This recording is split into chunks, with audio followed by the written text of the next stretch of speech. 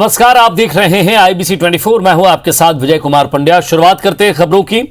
केंद्र की मोदी सरकार के आज 7 साल पूरे हो गए हैं। बीजेपी इस दिन को सेवा दिवस के रूप में मना रही है। देश भर में सेवा ही संगठन नाम से कार्यक्रम किए जा रहे हैं। इसी के तहत दिल्ली में बीजेपी अध्यक्ष जेपी नड्डा ने राहत सामग्री से भरे ट्रक को रवाना किया।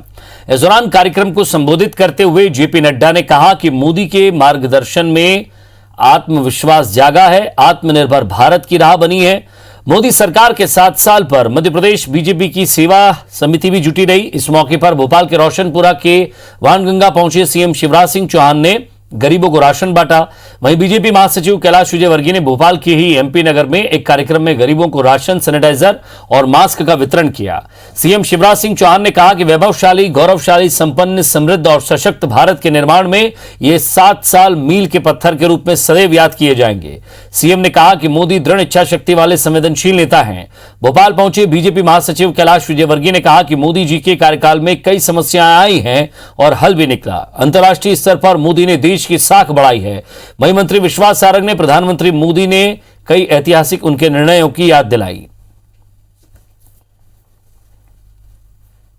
कि अकेला भारत देश है जहां सरकार के साथ साथ समाज ने इस संक्रमण से लड़ाई लड़ी है। यह अकेली भारतीय जनता पार्टी है जिसने सेवा का काम राजनीति से अलग हट करके इतने बड़े पैमाने पर इतने लंबे समय के लिए किया है, तो वो भारतीय जनता पार्टी दुनिया में इकलौती पार्टी है। इस बात को हमको समझना चाहिए। आज मोदी जी के सरकार के 7 साल पूरे हुए। एक ऐसे प्रधानमंत्री जो अद्भुत है, जिन्होंने एक वैभवशाली, गौरवशाली, संपन्न और समृद्ध भारत के निर्माण के साथ साथ आम जनता और विशेषकर गरीबों के कल्याण में कोई कसर नहीं छोड़ी। उनके नेतृत्व में हमारा देश लगातार प्रगति कर रहा है और समाज के हर वर्ग के कल्याण की योजनाएं उन्होंने बनाई है। मोदी मोदी का नारा लगता है, मोदी का नारा नहीं है, वो 140 करोड़ जनता का सम्मान है। दुनिया में जहां पर मोदी मोदी का नारा लगता है, कि हम सबके लिए गर्व की बात है कि ऐसा लोकनायक, ऐसा जननायक, ऐसा कर्मठ जुझारू इस देश का प्रधानमंत्री है। रोजगार से लेकर कल्याण,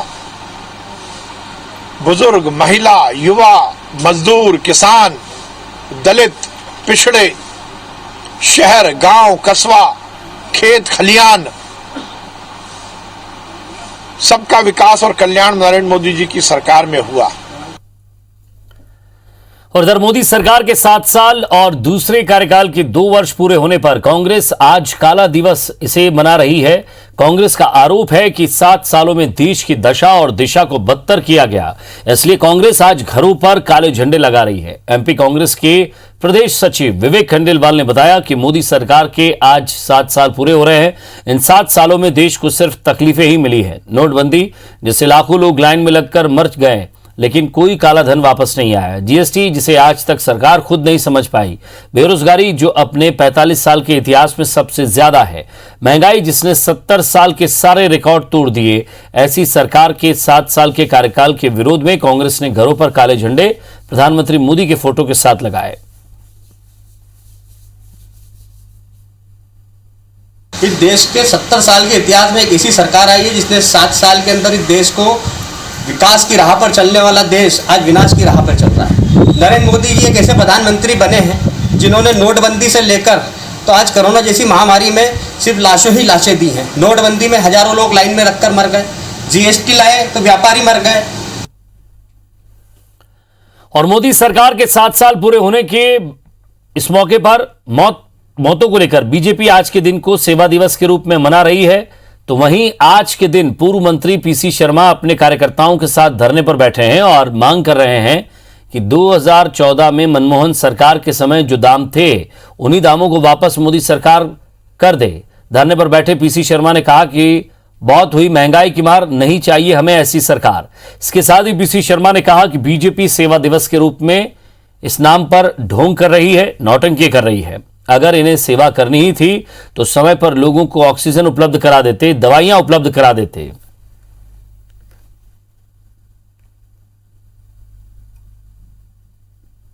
अब ये नारा ज्वलंत हो रहा है, क्योंकि इन्होंने लगाया था खूब हुई महंगाई की मार अब की बार मोदी सरकार। लेकिन जिस तरह से महंगाई बढ़ी है इन 7 सालों के अंदर, डीजल पेट्रोल 100 रुपये क्रॉस कर रहे हैं, रसोई गैस 800 रुपये क्रॉस कर रही है।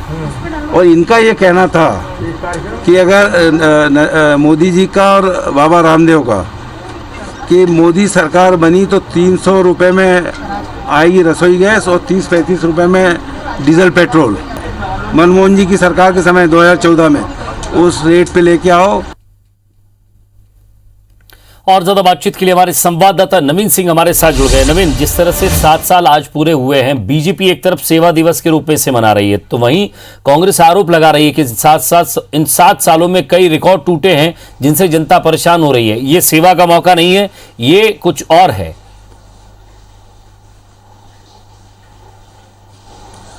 देखिए, मोदी सरकार की 7वीं सालगिरह पर जो है लगातार बीजेपी एक अभियान चला रही है, सेवा ही संकल्प, सेवा ही संगठन। बीजेपी मानती है कि गरीबों की, मजलूमों की मदद करने वाली देश में एकमात्र जो सरकार रही है वो मोदी जी की सरकार है, और मोदी जी ने इसी वजह से दूसरी बार सत्ता हासिल की और दूसरी सत्ता में आने के बाद आज ये उनका दूसरा सालगिरह है। तो कुल मिलाकर 7 साल हो चुके हैं और 7 साल की तमाम उपलब्धियों के बीच बीजेपी के तमाम जो बड़े नेता हैं वो लोगों के बीच जा रहे हैं, ज़मीन पर उतरे हैं, ये कहा जा सकता है। बीजेपी के तमाम बड़े नेता, जेपी नड्डा ने वहाँ से दिल्ली से ऐलान किया और लाखों लोगों को राहत सामग्री पहुँचाई है। उसके बाद मध्य प्रदेश की अगर बात करें तो शिवराज सिंह चौहान खुद बाड़गंगा की झुग्गी बस्ती इलाके में गए, वहाँ लोगों से बातचीत की, उनको राहत सामग्री दी। कैलाश विजयवर्गीय मध्य प्रदेश की राजधानी भोपाल में है, सुबह से ही उनके लगातार कार्यक्रम चल रहे हैं। जगह जगह वो जाकर ये बताने की कोशिश कर रहे हैं कि 7 साल में जो देश ने तरक्की की है वो सिर्फ और सिर्फ प्रधानमंत्री नरेंद्र मोदी के विजन में ही, उनकी लीडरशिप में ही ये हुई है। जबकि कांग्रेस जो है आज विरोध के तौर पर आज काला दिवस मना रही है। कांग्रेस के पास कई सारे मुद्दे हैं विजय, जो बार बार कांग्रेस वोटर्स के बीच में या लोगों के बीच में जा रही है। कांग्रेस गिना रही है नोटबंदी, जीएसटी, पुलवामा में जो आतंकी अटैक हुआ था, हमारे कई सारे जवान हिंदुस्तान के शहीद हुए थे। इसके बाद कोविड की जो दूसरी वेव है उसमें जो लगातार जो मौतें हुई हैं और मौतों के जो आंकड़े निकलकर सामने आए हैं, उसको लेकर कांग्रेस दमदार तरीके से भारतीय जनता पार्टी की देश की सरकार और प्रदेश की सरकार को घेरने की कोशिश कर रही है। कांग्रेस नेता बार बार ये सवाल पूछ रहे हैं कि देश के प्रधानमंत्री नरेंद्र मोदी क्यों नहीं ये बताते हैं कि देश में इतनी महंगाई बढ़ गई है, जो कोविड से जो मौतें हुई हैं उसके आंकड़े न सिर्फ मध्य प्रदेश की सरकार बल्कि देश की केंद्र सरकार भी छुपाने की कोशिश कर रही है। अगर सब कुछ इतना बेहतर होता तो मध्य प्रदेश में इतनी मौतें नहीं होती, ना रेमडेसिविर इंजेक्शन की कमी होती, ना ऑक्सीजन की कमी होती, ना बेड की अस्पतालों में किल्लत होती। अब उसके बाद ब्लैक फंगस जैसी बीमारी आ गई है, उसमें भी जो इंजेक्शन ज़रूरी लगने हैं वो भी मध्य प्रदेश या देश भर में उपलब्ध नहीं है। तो ऐसे में कैसे मोदी सरकार की 7वीं सालगिरह भारतीय जनता पार्टी के लोग मना रहे हैं। पीसी शर्मा आज धरने पर बैठे हुए हैं अपने तमाम लोगों के साथ, भोपाल कांग्रेस के जिला अध्यक्ष हैं, तमाम प्रतिनिधि हैं वहाँ पर बैठे हुए हैं। वो बार बार यही मांग कर रहे हैं कि जो जब मोदी जी देश में प्रधानमंत्री नहीं बने थे और उस वक्त की जो मनमोहन सिंह की सरकार थी, तो आखिर उस सरकार में ऐसी क्या खामी थी। उसी सरकार की तमाम खामियों, बढ़ती हुई महंगाई और तमाम जो आतंकी हमले होते थे देश पर, तो इन तमाम बड़े मुद्दों को लेकर सत्ता में वापसी की थी। 15 लाख रुपए देने के, काला धन वापस लाने के वादे किए गए थे, तो वो काला धन कहाँ है, 15 लाख रुपए कहाँ है।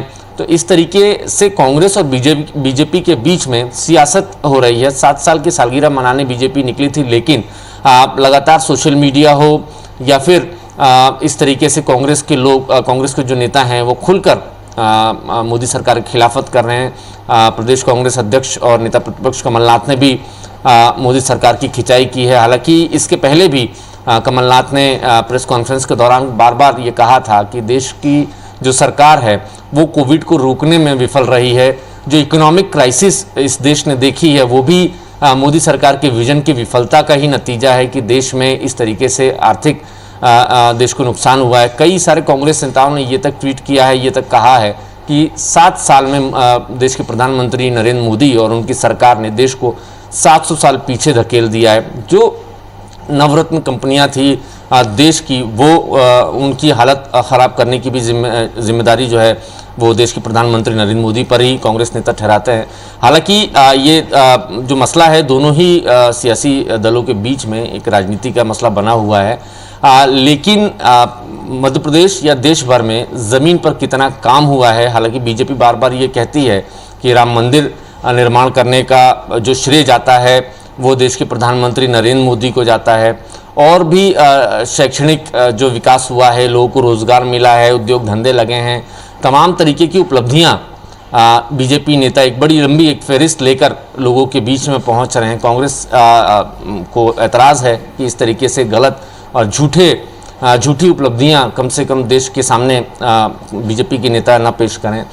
दोनों के बीच में ही ये मसला फिलहाल सियासत का बना हुआ है। कांग्रेस ने आज काला दिवस मनाया है। लोगों ने, कांग्रेस नेताओं ने अपने घरों में काले झंडे लगाकर आज मोदी सरकार की 7वीं सालगिरह का विरोध किया है। विजय जी, शुक्रिया नवीन इस तमाम बातचीत। और इधर मध्य प्रदेश में कोरोना से हुई मौतों को लेकर पीसीसी अध्यक्ष कमलनाथ ने एक बार फिर शिवराज सरकार को घेरा है। उन्होंने एक बार फिर प्रदेश सरकार पर कोरोना से मौतों का आंकड़ा छिपाने का आरोप लगाया है। कमलनाथ ने कहा है कि वो सवाल पूछते हैं तो उन्हें देशद्रोही कहते हैं, एफआईआर कर देते हैं। कमलनाथ ने मांग की है कि उन्होंने कहा है कि जिनकी मृत्यु कोरोना से हुई उनके परिवार को 5-5 लाख रुपए मुआवजा दिया जाए, ये उनकी मांग है। सरकार ड्यूटी के दौरान जान गंवाने वालों के परिजनों को सरकारी नौकरी दे। कमलनाथ ने यह भी कहा है कि प्रदेश में आम आदमी सरकार के भरोसे नहीं है बल्कि भगवान के भरोसे है। ये जब मैं कहता हूं भगवान भरोसे, ये आलोचना का विषय नहीं है। अगर मैं सच बोलूं, ये कहते हैं कि मैं देशद्रोही हूं। अगर मैं कोई प्रश्न पूछूं, कहते हैं एफआईआर फाइल करो। मैंने कौन सी सच्चाई नहीं बोली, कौन सा झूठ बोला? मैंने तो मांगे 15 दिन पहले आंकड़े मांगे कि कितने लाशें हमारे शमशान घाट में पहुंची। इस सरकार को पता नहीं, अगर पता है तो बताते नहीं, और बताते नहीं है कितनी कोविड से मृत्यु हुई। दबाना छिपाना। मैं मांग कर रहा हूं आज कि कोविड से जिनकी मृत्यु हुई है इनको 5 लाख रुपए दिया जाए, और अगर शासकीय कर्मचारी था उसके परिवार के एक सदस्य को रोजगार दिया जाए। कैसे दिया जाए? आप तो कहेंगे ये दर्द नहीं है इसका नाम, वो एफिडेविट दे, शपथ पत्र दे उसका परिवार की, मेरे इस परिवार के सदस्य की मृत्यु कोविड से हुई, इस शमशान घाट में उसका संस्कार हुआ, और उस एफिडेविट को आधार बना के आप 5 लाख रुपए दीजिए। मैंने कहा हमें तो बचना है कि भारत बदनाम न हो। मेरा भारत मान से मेरा भारत बदनाम न हो, इससे हमें बचना है। और ये ना भूले कि मेरा भारत महान है, बट मेरा भारत बहुत बुद्धिमान भी है। ये हमारा बुद्धिमान भारत, ये बुद्धिमान भारत सब समझता है। कटनी पहुंचे बीजेपी के प्रदेश अध्यक्ष और खजुराहो सांसद विष्णुदत्त शर्मा ने कहा है कि प्रदेश में कोरोना के मामले लगातार घट रहे हैं। उन्होंने आगे कहा कि कोरोना की तीसरी लहर की उस वेव से निपटने के लिए पूरी तैयारी की जा रही है। इसके लिए स्वास्थ्य व्यवस्थाओं को और अच्छा करने पर जोर दिया जा रहा है। जिला अस्पतालों और ग्रामीण इलाकों के स्वास्थ्य केंद्रों में पर्याप्त इंतजाम किए जा रहे हैं। वहीं एलोपैथी और आयुर्वेद को लेकर हो रही सियासत पर भी उन्होंने अपनी राय रखी। वी.डी. शर्मा ने कहा कि सभी का अपना अपना महत्व है। कोरोना के प्रति जो अवेयरनेस का अभियान है, ये अवेयरनेस का अभियान लगातार अभी चलेगा, और पोस्ट कोविड इफेक्ट है और भी कई प्रकार की जो चीजें हैं उनको लेकर के जो काम करने की जरूरत है, वो प्रशासन, आज उस बात की चर्चा हुई है। हमारे हेल्थ सेंटर्स हैं, चाहे वो प्राइमरी हेल्थ सेंटर और सब हेल्थ सेंटर्स भी हमारे ऐसे हैं, जिनको हम अच्छे से अच्छा अपडेट करके आगामी समय के लिए तैयार करें। मध्य प्रदेश के स्वास्थ्य महकमे ने टीकाकरण को लेकर एक विवादित आदेश जारी कर दिया है। स्वास्थ्य विभाग के अपर मुख्य सचिव मोहम्मद सुलेमान के हस्ताक्षर से जारी इस आदेश में सरकार ने सेक्स वर्कर को उच्च जोखिम की कैटेगरी में रखा है, जबकि मध्य प्रदेश में देह व्यापार बैन है। और अपराध की श्रेणी में आता है। हालांकि इस आदेश पर सरकार की किरकिरी के बाद स्वास्थ्य विभाग ने आदेश को संशोधित कर दिया है। स्वास्थ्य महकमे ने इसे टाइपिंग मिस्टेक बताया, कहा कि सेक्स वर्कर की जगह सैलून वर्कर लिखा है, जबकि जानकार ये बता रहे हैं कि सैलून वर्कर जैसा शब्द सरकार की डिक्शनरी में है ही नहीं। आपको बता दें कि सरकार ने ठेले, गुमटियों, सिलेंडर सप्लायर्स, घर में झाड़ू पोछा करने वाले लोग, किराना व्यापारी, कोरोना काल में उच्च जोखिम की कैटेगरी में उन्हें रखा गया और कलेक्टर को इसी हिसाब से वैक्सीन लगाने के निर्देश जारी किए गए हैं। खंडवा में एक अजब मामला सामने आया है। यहां के पंधाना क्षेत्र में एक स्कूल मैदान और सरकारी भवनों की चोरी हो गई। खुद क्षेत्र के विधायक ने प्रशासन से इसकी शिकायत की, जिसके बाद इस मामले की जांच शुरू हो गई। आखिर क्या है ये पूरा मामला, आइए आपको दिखाते हैं। ये है खंडवा के पंधाना से विधायक राम डांगोरे, जिन्होंने आरोप लगाया है कि इनकी विधानसभा क्षेत्र में 10 लाख रुपए की लागत से बना खेल मैदान और 2 सरकारी भवन चोरी हो गए हैं। ये सुनकर आप चौंक गए होंगे, लेकिन अब ये तस्वीरें देखिए। आपको बड़ी बड़ी क्रेशर मशीनें, बड़े बड़े गड्ढे, पत्थर और मिट्टी के ढेर नजर आ रहे होंगे। यहाँ कभी स्कूल मैदान और 2 सरकारी भवन थे, लेकिन अब खनन शुरू हो गया है। आरोप है कि एक खनिज व्यापारी राकेश बंसल ने खंडवा प्रशासन से दस्तावेज में हेरफेर कर यहाँ क्रशर मशीन डालकर खनन कार्य शुरू कर दिया है। 70 फीट से भी ज्यादा खुदाई कर खेल मैदान और भवनों को नष्ट कर दिया गया। वो 10,28,000 का खेल ग्राउंड और कुछ राशि से बने हुए 2 कमरे जो शासन ने बनाया था, आखिर वो कहाँ गए? वहाँ पर स्पॉट पर जो है वो खेल ग्राउंड भी गायब है और 2 कमरे भी गायब है। अभी तो वहाँ पर 70 फीट का गड्ढा है जहाँ पर हमने जो है शासन ने खेल मैदान बनाया था। 70 फीट गहरा गड्ढा किसी ने खोद दिया है, उसकी जांच सामने आएगी, FIR कराएंगे हम लोग उस पर। इस मामले में पंधाना विधायक का साथ देने खंडवा विधायक देवेंद्र वर्मा और मंधाता विधायक नारायण पटेल भी आगे आए हैं और कलेक्टर से मुलाकात कर मामले में जांच की मांग की।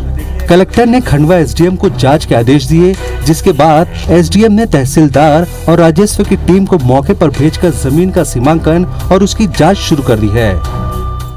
कई सारे बिंदु है कि नियमानुसार लीज नहीं दी गई है और पंचायत की अनापत्ति है और कई सारे मामले हैं, तो वो उसके क्षेत्र निरीक्षण के लिए। इस मामले में खुद सत्ताधारी दल के विधायकों ने मोर्चा खोला है। अब देखना ये है कि इस घपले के जिम्मेदारों पर क्या कार्रवाई होती है। देवेंद्र जायसवाल, IBC 24, खंडवा।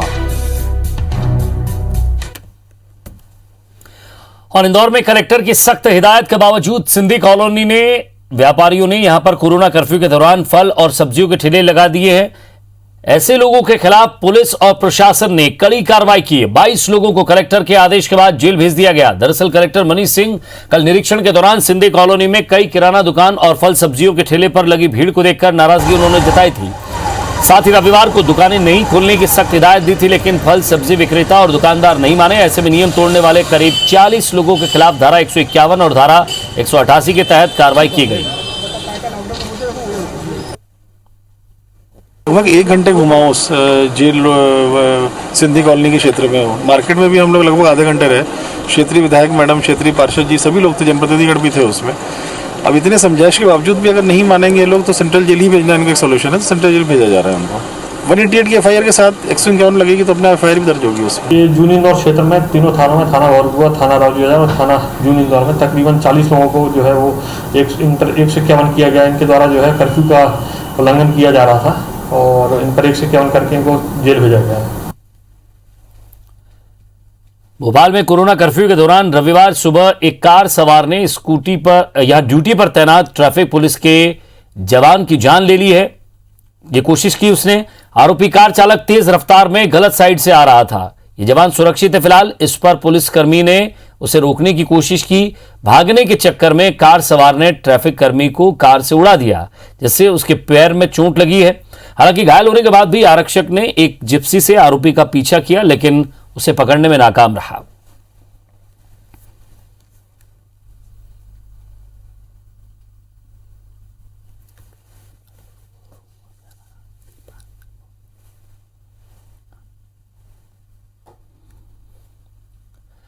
भोपाल के कोलार थाना क्षेत्र के दामखेड़ा में पहले पति फिर देवर की हत्या करने वाली उर्मिला देवर से प्रेमी बने कथित पति को अपने पति की तरह घर के अंदर जमीन में कब्र खोदकर दफनाना चाहती थी। एसपी साई कृष्णा थोटा के मुताबिक उर्मिला ने इसके बारे में सोचा भी था, लेकिन किराएदारों ने पूरा झगड़ा देख लिया था। ऐसे में उसे लगा कि अगर प्रेमी देवर मोहन गायब हुआ तो पुलिस उससे ही पूछताछ करेगी, इसलिए उसने उसे बाहर फेंकवा दिया। इन दोनों हत्याकांड में सबसे चौंकाने वाली बात यह है कि उर्मिला के दोनों नाबालिग बेटा बेटी भी पिता की मौत के राजदार थे। पति की हत्या के बाद उर्मिला मोहन के साथ ही रहने लगी थी, लेकिन मोहन किसी और महिला के साथ रहना चाहता था। इसे लेकर उसके बीच विवाद भी होने लगा। इस कारण उसने मोहन को भी मार डाला। इस बार उसके नाबालिग बेटा बेटी और पड़ोसी राजेश ने मदद की। उर्मिला ने बताया कि उसके और मोहन के अवैध संबंधों के बारे में पति रंजीत को पता चल गया था, इस कारण रंजीत की हत्या कर दी थी।